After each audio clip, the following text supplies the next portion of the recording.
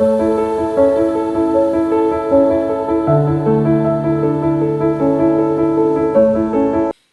wszystkim, witajcie w nowym filmie na moim kanale. Dzisiaj przychodzę z planami czytelniczymi na maj. Mam 6 pozycji zapisanych. Nie wiem, czy będę konkretnie je czytać, chociaż mam na nie ochotę teraz. To bardziej taka moja ochota na czytanie na maj. Na pewno jedną chcę przeczytać. Dwie na 100% chcę przeczytać, a w zasadzie 3 na 100% chcę przeczytać.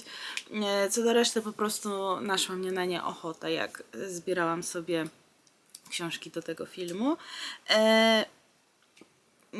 Nie wiem, jak to wyjdzie, bo w kwietniu nie do końca wyszło tak, jakbym chciała, więc dlatego tak. Mówię, że nie wiem.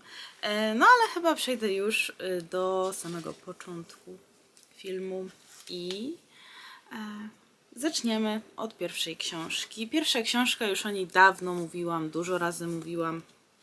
Jest to Almond von Pyung-son. Nie wiem, czy to przeczytam, ale ta książka jest u mnie już od zeszłorocznych targów, kiedy to byłam na spotkaniu właśnie z autorką Almondu i tak od tego czasu jakoś nie zebrałam się jeszcze w sobie, by przeczytać tę książkę.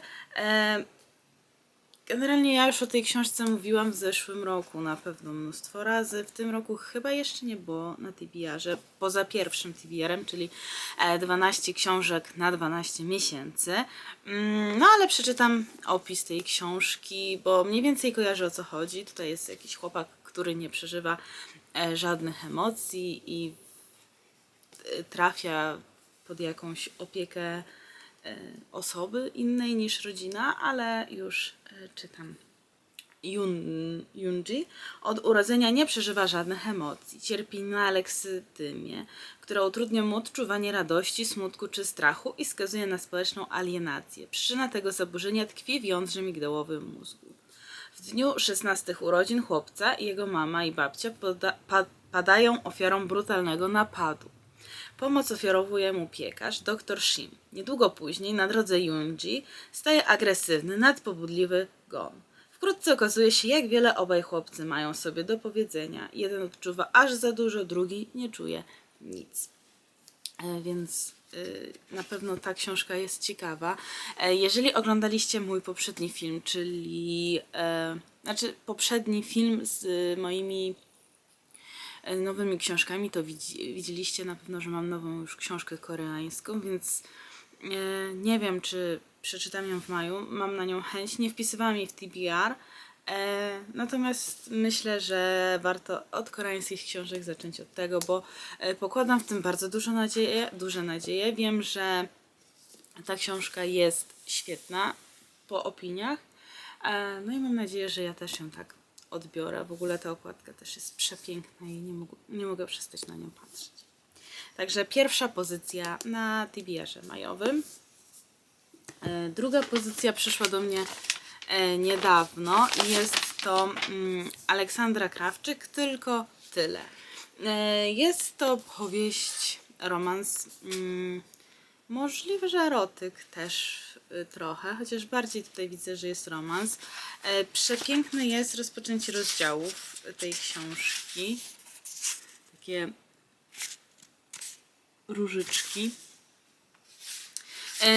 Dziwna wielkość czcionki, bo jest strasznie duża. Natomiast myślę, że tą książkę się przeczyta bardzo szybko. Ma ona 44 strony. Proszę. 244 strony, więc myślę, że jest to książka na taki jeden dzień, żeby przesiedzieć, poczytać, po prostu się odprężyć. Nie wiem, czy nie wpadnie jeszcze w kwietniu, ale tego nie jestem pewna, dlatego już jest wpisana w propozycjach na maj. Lena tkwi w związku, który kiedyś być może był szczęśliwy, ale teraz wymaga solidnego ratunku. Do tego tańca trzeba jednak dwojga, więc bez chęci drugiej połówki kobieta nie może zbyt wiele zdziałać. To bizneswoman, która nie boi się spełniać swoich marzeń i realizować obranych celów. Z tej właśnie okazji wybiera się na szkolenie firmowe w malownicze polskie góry. Niedoceniana, zaniedbana i mimo wszystko samotna. W takim stanie emocjonalnym poznaje Igora, zabawnego, błyskotliwego i pewnego siebie szkoleniowca. Od razu wpada mu w oko, a on nie zastanawia się 2 razy. Nowo poznany mężczyzna okazuje Lenie uczucia, których od dawna brakowało w jej życiu, czyli widzicie, że będzie tu jakiś romans. Lena znajdzie się na rozdrożu pełnym dylematów. Świat umieści na jej drodze wiele przeszkód, zmusi ją do wyboru, postawić wszystko na jedną kartę i zaryzykować wieloletnim związkiem dla czegoś, co jest całkowicie nowe, czy może jednak zakopać głęboko skrywane pragnienie. Lekka książka, myślę, że właśnie tak jak mówiłam wcześniej, na jeden wieczór. Naprawdę jestem jej ciekawa, dostałam ją od autorki do recenzji, więc też ta recenzja się u mnie pojawi i tak się zastanawiam właśnie, czy będzie to jeszcze w kwietniu, czy już w maju. No ale jest właśnie tylko tyle. Z kolejnych książek w zeszłym miesiącu, czyli w kwietniu, czytałam książkę Mikity Franco Okna na podwórze. Jest to, jak się okazało, jak już czytałam, drugi tom z serii. Mam nadzieję, że to nie seria, ale z dylogii możliwe.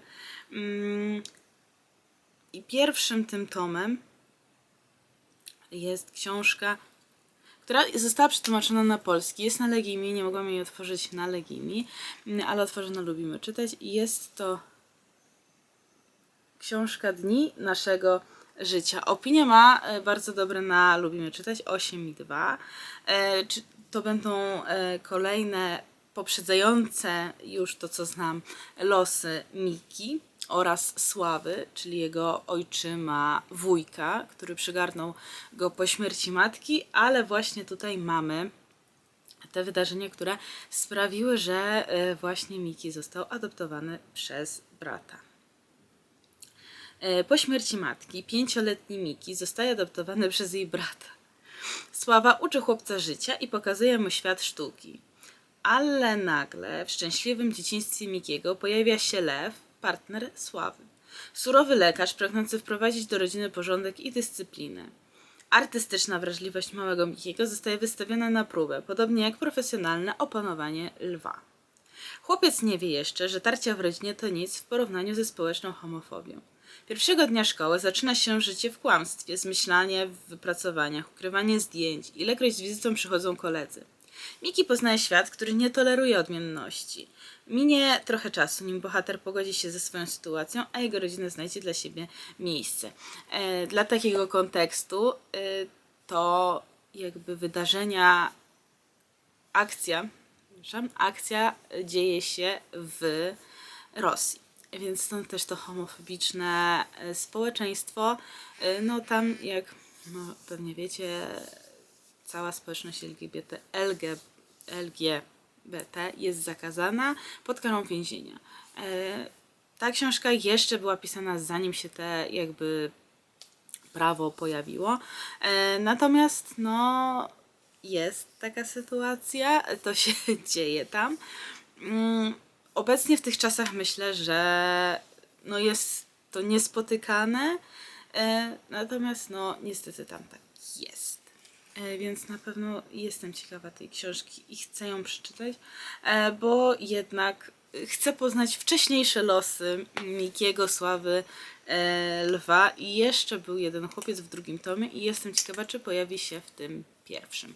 I to tak stricte nie była kontynuacja, jakby to były dalsze losy, ale można było to przeczytać wcześniej, także cieszę się przynajmniej z tego.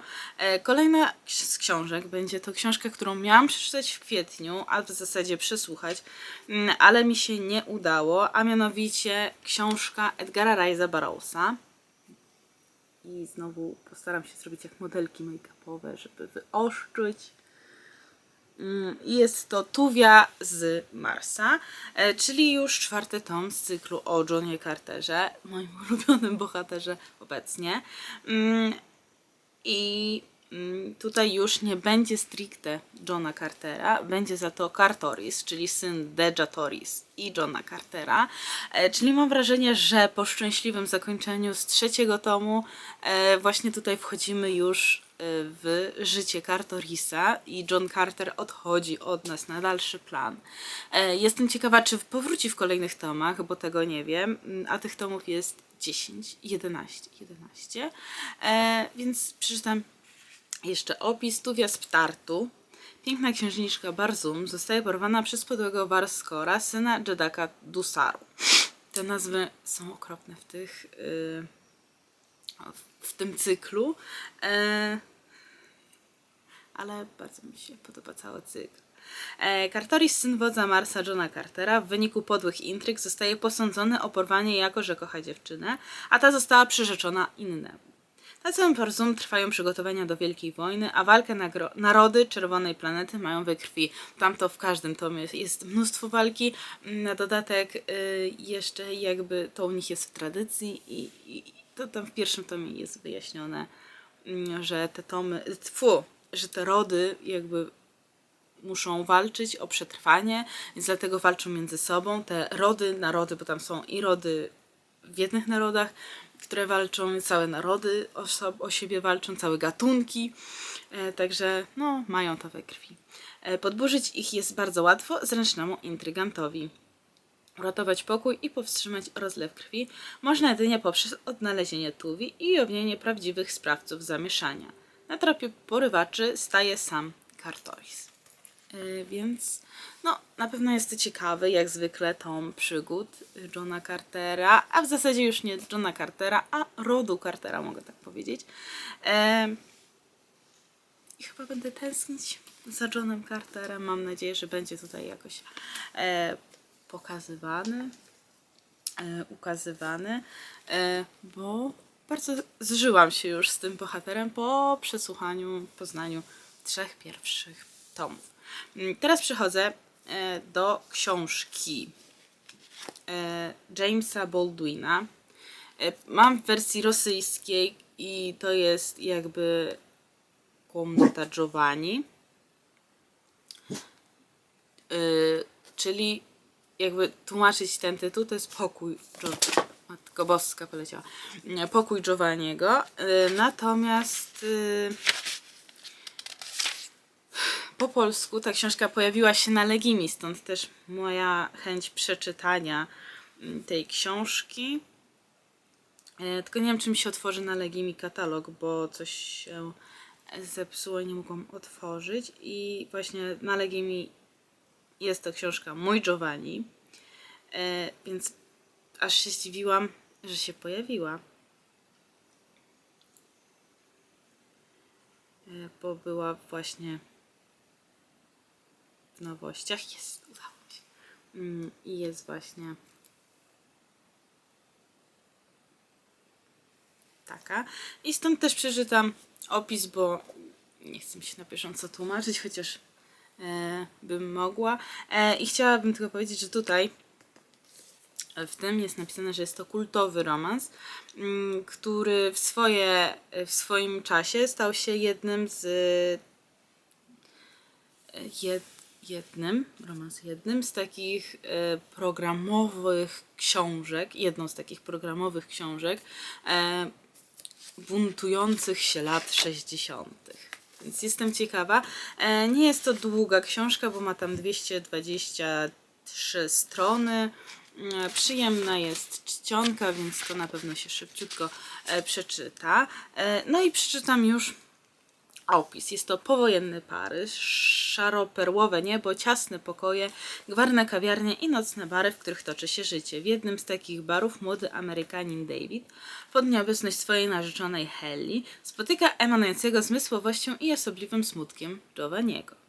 Targany sprzecznymi uczuciami, pożądaniem i wstydem, namiętnością i lękiem, bohater wchodzi w pełną ambiwalencji relację, która na zawsze zmieni życie trojga.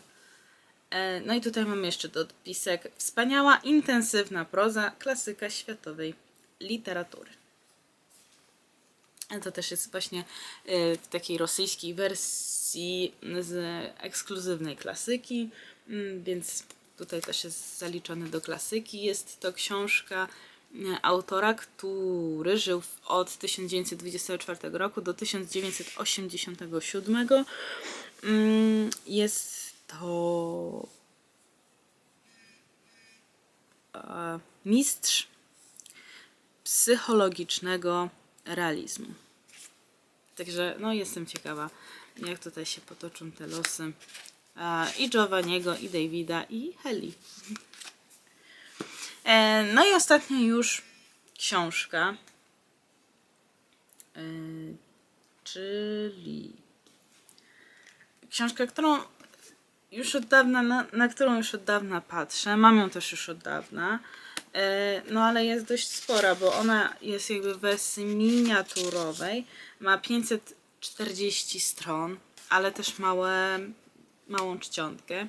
A jest to książka Lynn Moriarty. Miłość i inne obsesje. Ja ją wzięłam, bo mi się spodobał opis, ale jakoś nie doszedł czas tej książki. No i teraz chyba mogę powiedzieć, że nadszedł jej czas. Nie czytałam nic wcześniej tej autorki, więc nie wiem, czy dobrze, że zaczynam od tej powieści. Natomiast przeczytam wam też opis. Zakochanie jest stanem bliskim szaleństwa, zwłaszcza gdy miłość zostaje odrzucona. Ellen nie wie, co powiedzieć, gdy podczas jednej z pierwszych randek jej nowy chłopak Patrick wyznaje z zakłopotaniem: ktoś mnie nęka. Poprzednia dziewczyna prześladuje go i wciąż jest obecna w jego życiu, choć od rozstania minęło kilka lat. Wie, kiedy Patrick wychodzi do pracy i jaką ma na sobie koszulę. Zna terminy jego wizyt u dentysty. Wie, co przygotował synowi do szkoły na drugie śniadanie. Wie też, dokąd zabrał Ellen na randkę i gdzie planują spędzić noc. Jednak prześladowczyni zamiast przerażać Ellen, dziwnie ją intryguje. Ellen jest zafascynowana, zbiera o niej informacje, próbuje zrozumieć jej motywy. Jako hipnotyzerka potrafi w końcu przenikać ludzkie umysły, a ta historia nie daje jej spokoju. Nie zna przecież przeszłości Patricka. Czy może zatem być go pewna? Bardzo ciekawa. Nie jest to taki stricte romans, więc jeszcze bardziej mnie ciekawi ta książka. Okładka jest ciekawa. Bardzo fajne połączenie różowości, zieloności i bieli. Poprzednia jakaś jej książka Dziewięcioro nieznajomych też ma właśnie takie kolorki. Uda mi się. Sfokus. Więc no, takie 6 książek mam. To są takie książki, na które w chwili, kiedy pisałam jakby sobie listę, to są takie książki, na które miałam i mam ochotę. Jak to się zmieni w trakcie miesiąca, zobaczymy. Ten TBR, który sobie zrobiłam na kwiecień, całkiem spoko mi poszedł. Natomiast pojawiło się też kilka nowych książek na tym TBR-ze i też nie wszystkie z tego TBR-u zostały przeczytane, więc no podejrzewam, że tu będzie tak samo. No i chyba więcej już nie mam o czym powiedzieć. Może mam? Nie. Chyba już wszystko powiedziałam, co chciałam powiedzieć. Wszystkie książki, które chciałam przeczytać, już wybrałam. I mam je jakby tutaj. Oj. Tutaj te 4 i 2 w elektronicznym wydaniu.